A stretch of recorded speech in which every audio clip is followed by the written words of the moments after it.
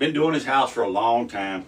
Man was worth, I don't know, millions. And I went there and early in the morning, knocked on his door. He let me in, and I come in. And this man lived by himself. He had maids come do all this stuff for him and everything, and take care of him and fix his meals, everything.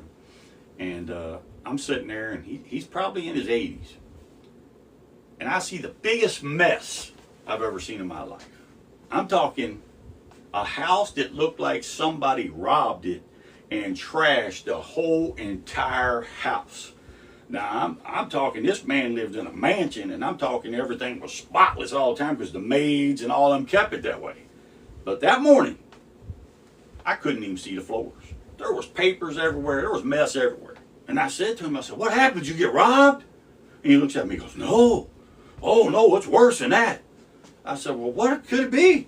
He goes, "Oh, I had a $100 certificate of deposit that I've lost it, and I can't find this, and I've had that for a long time, this $100 certificate of deposit that I got." And I'm thinking to myself, okay, here's a man that is worth millions of dollars, and he's worrying about $100 certificate of deposit, ripping his house apart, tearing his house apart over that is probably worth $100.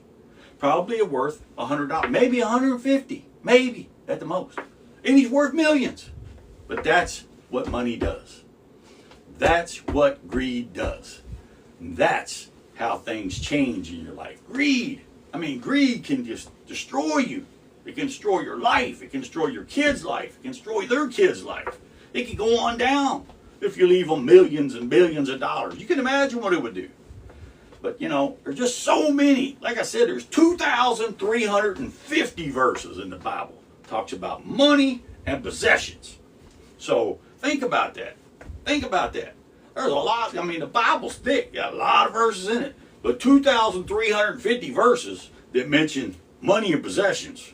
That tells me that God knew we were going to have a problem with money. God knew we were going to have a problem with greed. And I'm